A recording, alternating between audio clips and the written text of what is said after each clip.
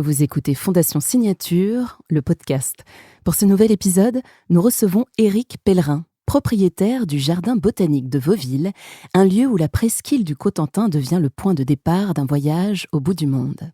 Il nous raconte les défis qu'il relève au quotidien pour faire vivre cet espace, véritable œuvre vivante, née d'une quête patiente, guidée par la curiosité, l'audace et une compréhension profonde des contraintes climatiques et écologiques.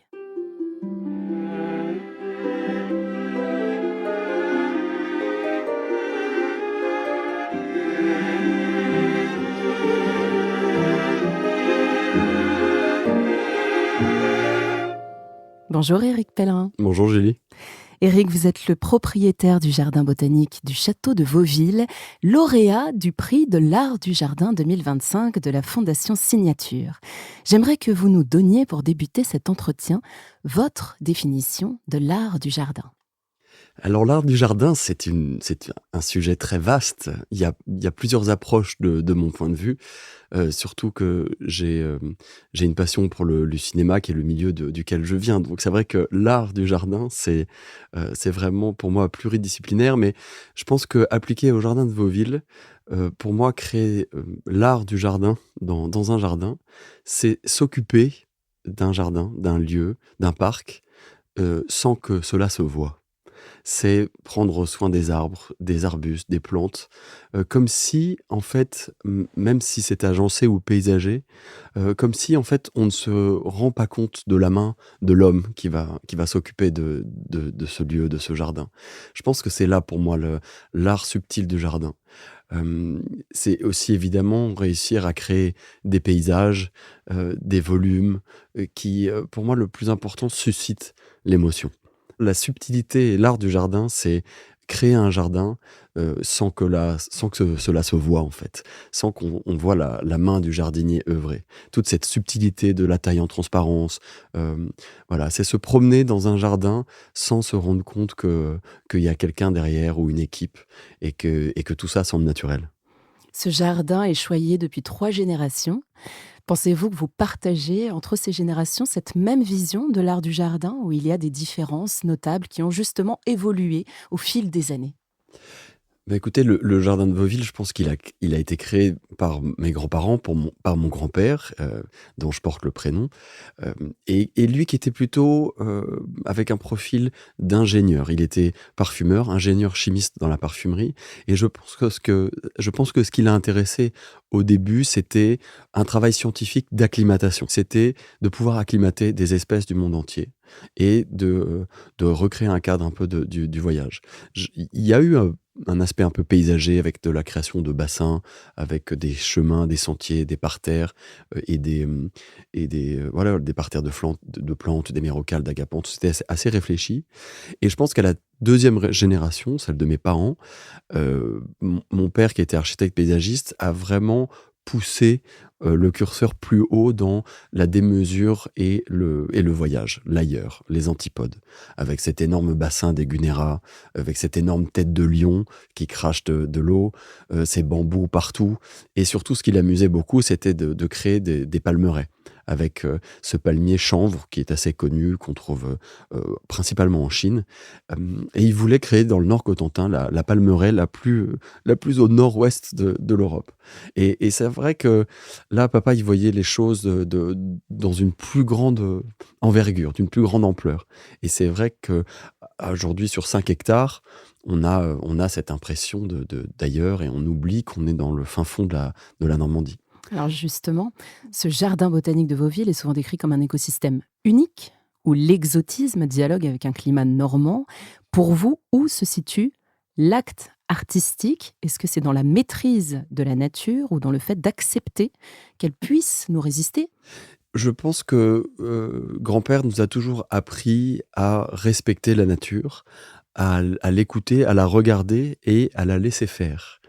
Il y a, dans notre approche de l'art du jardin, je pense que, on va parler plutôt d'une finesse dans la sélection des espèces qui vont venir dans le jardin. On va réfléchir au volume que vont prendre, chaque arbuste, chaque arbre. Donc je pense que, hem, on va avoir ce travail d'analyse de l'espèce avant de la placer dans un massif. On va essayer de comprendre comment elle va pousser, sachant que pour faciliter l'acclimatation, nous préférons à Vauville avoir des graines ou des tout petits sujets. Donc il faut vraiment avoir ce travail de, de se projeter pour pouvoir imaginer la plante à sa taille adulte, mais pas à sa taille adulte de Tasmanie ou d'ailleurs, parce qu'elle peut être plus grande chez elle. Donc à Vauville, avec les vents que nous avons, avec les pluies et les conditions qui sont parfois un peu plus drastiques, il faut avoir cet esprit de pré-analyse pour se rendre compte du passage. Et la nature, elle est résiliente, elle est forte. C'est ça qui est fascinant dans ce jardin, comme les jardins de Bretagne, de la Seine-Maritime, c'est de voir la résistance. Et quand une plante pousse au bon endroit, eh ben elle vous le dit, elle vous le fait savoir. Elle se développe.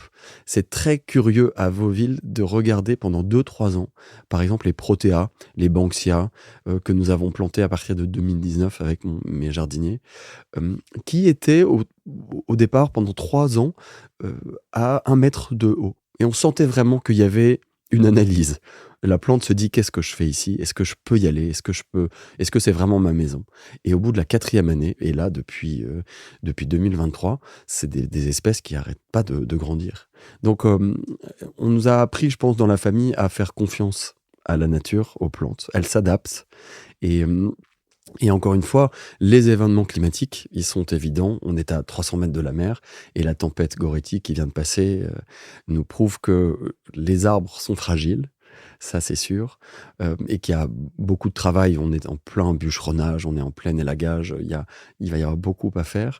Et, et ça nous apprend aussi, du coup, à ajuster les futures plantations. Peut-être avoir moins de grands arbres de 12 mètres, mais continuer ce concept vraiment de chambre de verdure avec des espèces qui ont 5-6 mètres de haut, qui sont peut-être plus flexibles, peut-être avoir un peu plus de bambou et un peu moins de cyprès, malheureusement, qui sont très grands et qui ont trop de prise au vent. Donc, chaque année, on apprend du jardin.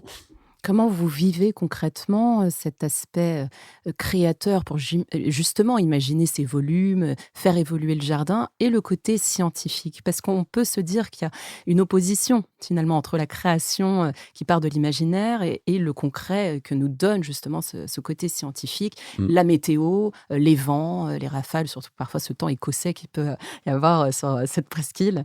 Exactement, exactement. Je suis toujours vigilant dans le jardin de Vauville à essayer mais d'éviter toute artificialisation. Et je pense que quand les parents et mes grands-parents ont créé les bassins, par exemple, on a essayé d'avoir des éléments en pierre qui sont en schiste, donc qui reprennent la toiture du château. Il ne faut pas oublier que tout autour, hein, il y a ce jardin, mais en fait, au milieu, il y a quand même un château qui est là depuis le XIIe siècle. Donc, on peut pas, je dis on parce que je pense que c'est mon approche aujourd'hui, on peut pas avoir un jardin trop artificiel avec, par exemple, un jardin très chinoisant, comme à Suzhou, avec des pierres, des enrochements, et cetera. C'est pas vraiment notre approche. On aime vraiment la botanique et la plante. Et il y a la possibilité dans le jardin de créer 3 autres chambres de verdure. C'est comme ça qu'on les appelle. Et dans une d'elles, par exemple, j'ai envie de faire un bassin assez long, avec un système de fontaines. Et dans notre esprit du voyage, il y a quand même déjà quelques sculptures asiatiques. Et il y a une très belle sculpture indienne que j'aimerais utiliser, que j'aimerais placer au bout de ce bassin. Donc, il faut faire attention à la manière dont ce bassin va être intégré, à la végétation qui va être tout autour, Donc qui là, qui va pousser. c'est votre imaginaire qui travaille. Là, c'est l'imaginaire qui travaille, c'est les inspirations, les jardins du Généralif en Espagne, c'est ces perspectives. Il y a une petite une contradiction aussi en moi, c'est-à-dire que j'aime beaucoup la symétrie, mais en même temps, à Vauville, c'est pas quelque chose qui peut vraiment être fait parce que on est dans l'espèce de reconstitution d'un cadre naturel.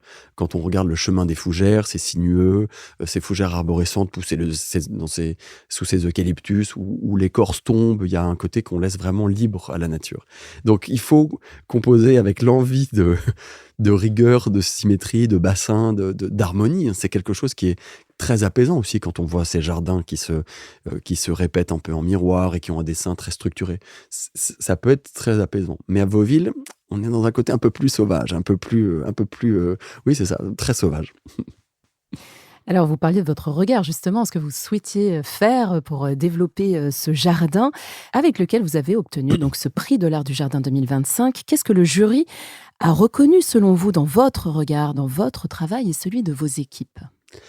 Écoutez, depuis que j'ai repris le jardin de Vauville, ce que j'essaye de faire, c'est développer la collection.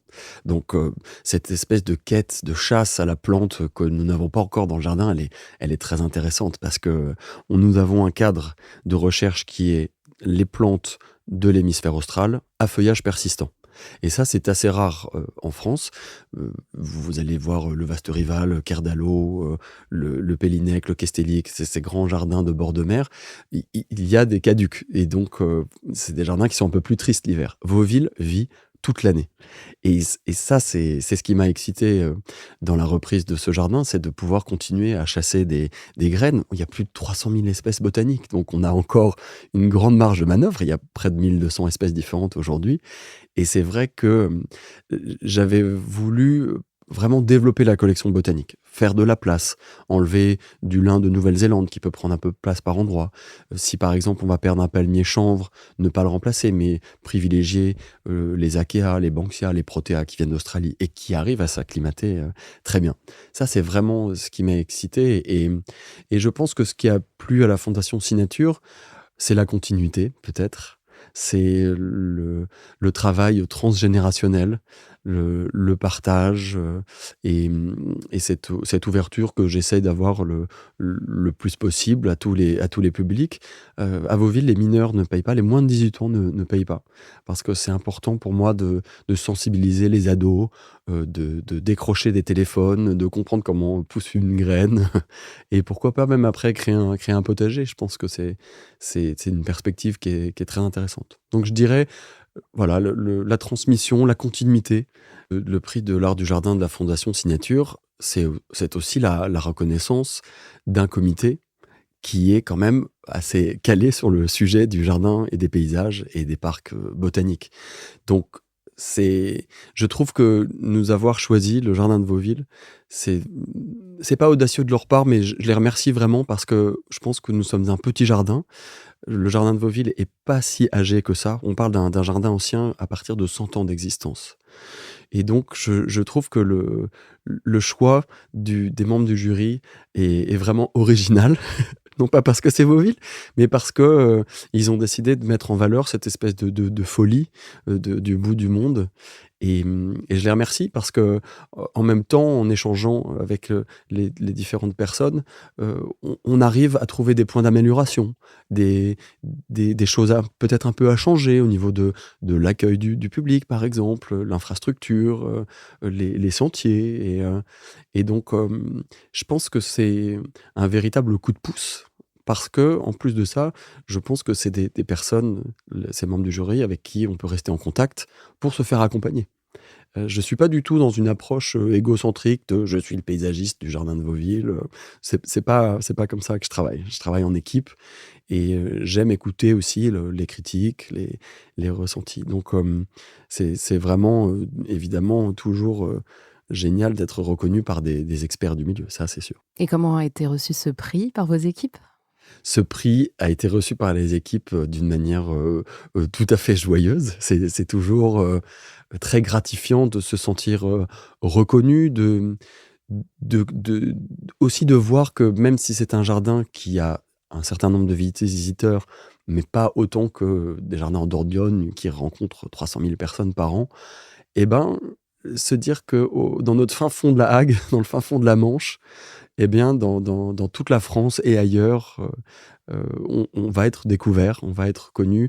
Il y a peut-être des gens qui vont venir pour la première fois.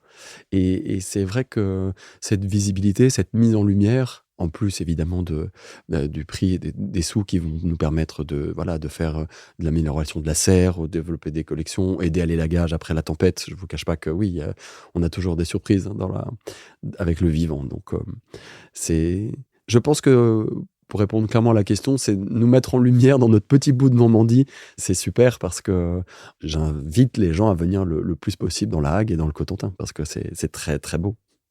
Qu'est-ce que ce prix va vous permettre d'assumer, Éric, d'oser ou de revendiquer dans la suite de vos projets? Le prix de la fondation signature de l'Art du Jardin, il va nous permettre, d'améliorer vraiment tout ce qui est la reproduction et la pousse des semis.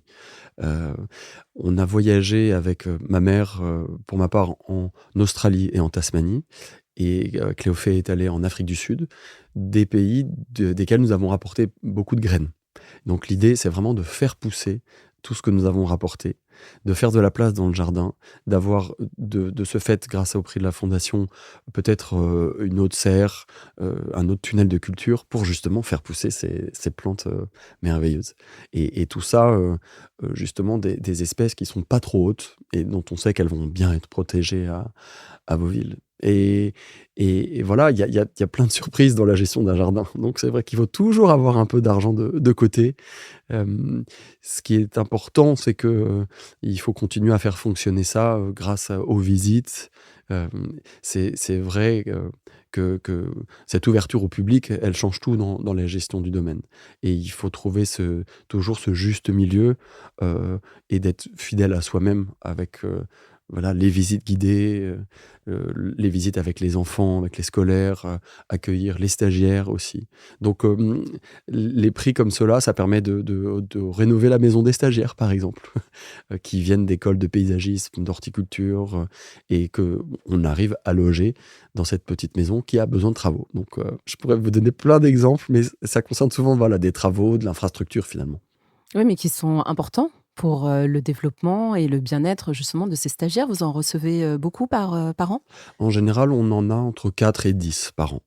Et c'est vrai que lorsqu'ils sont en études, à Montreuil, à Versailles, dans d'autres, CFA par exemple en France, la question se pose toujours de l'hébergement. Bien sûr. Et très intelligemment, Guillaume et Cléophée, mes parents, ont réussi dans le village à trouver cette petite maison qui a été rebaptisée la maison des stagiaires. Et typiquement, c'est, un véritable atout parce que quand vous prévenez les stagiaires que vous pouvez, les accueillir gracieusement et qu'ils auront en plus une petite, gratification de stage, c'est vrai que tout le monde a à y gagner.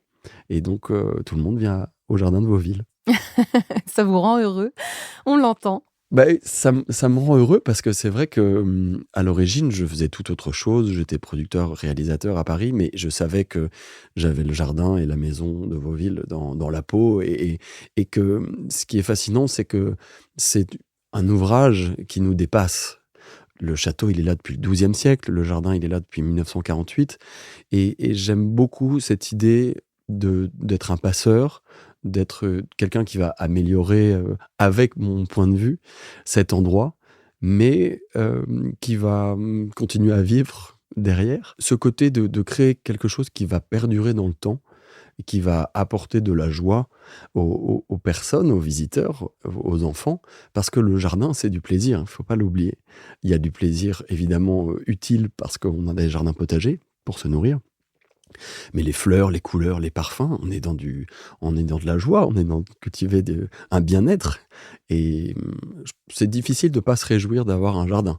Quand bien même la tâche serait délicate, pluvieuse, fatigante, éreintante, le soir quand vous vous couchez, vous savez que vous dormez avec le sommeil du juste, comme on dit.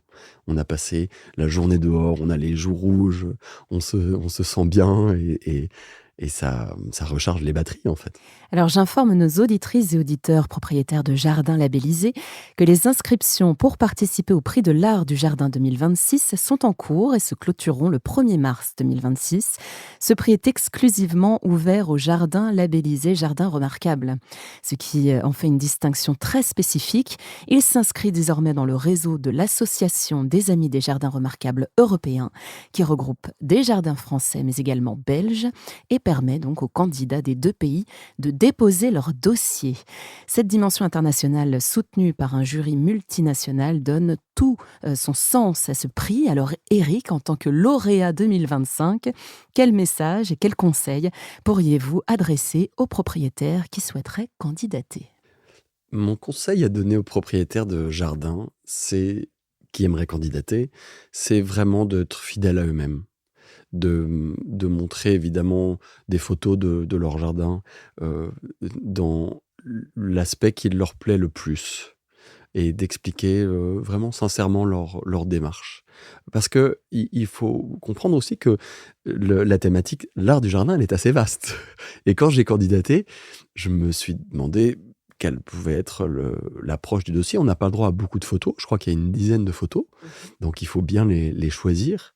Et, et je pense que très simplement, il faut expliquer ce que l'on fait, pourquoi on le fait, et quelle est cette flamme en fait en nous qui fait qu'on est passionné de jardin.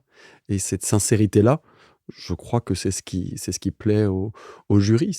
C'est la garantie d'un investissement, et c'est ce que j'évoquais tout à l'heure, d'un investissement d'une vie, de plusieurs vies, puisque là on parle de mes grands-parents, de mes parents.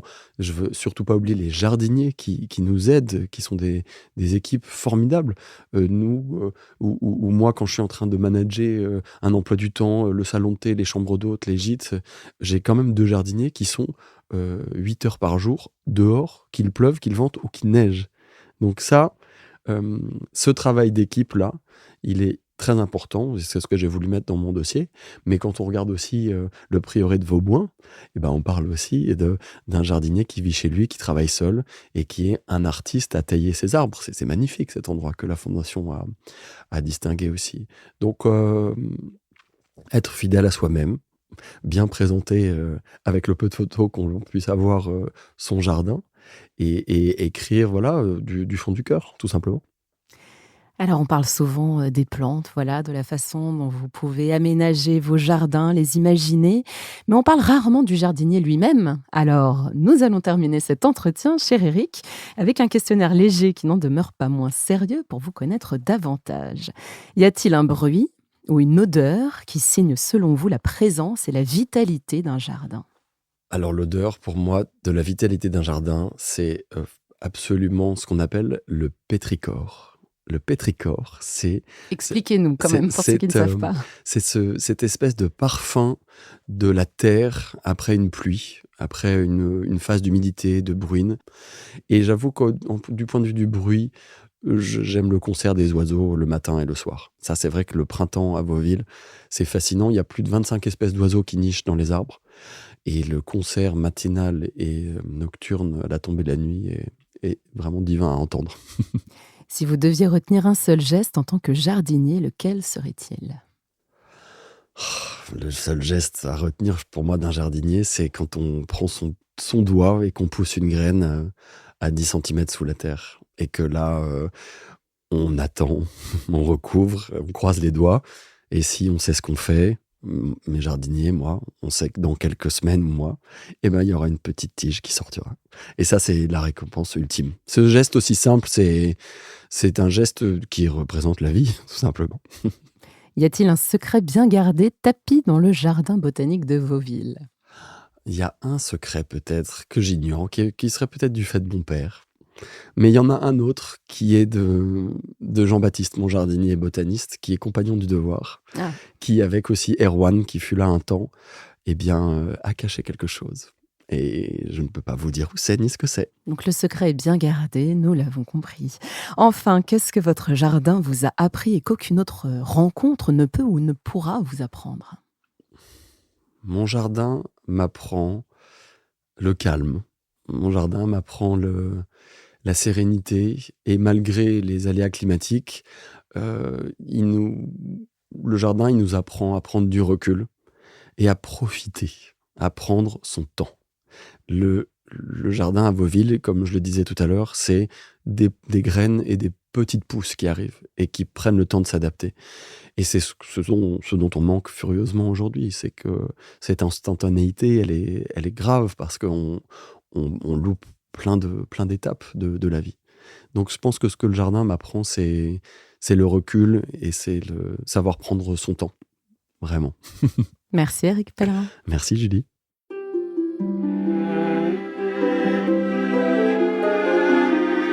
Vous venez d'écouter Fondation Signature, le podcast.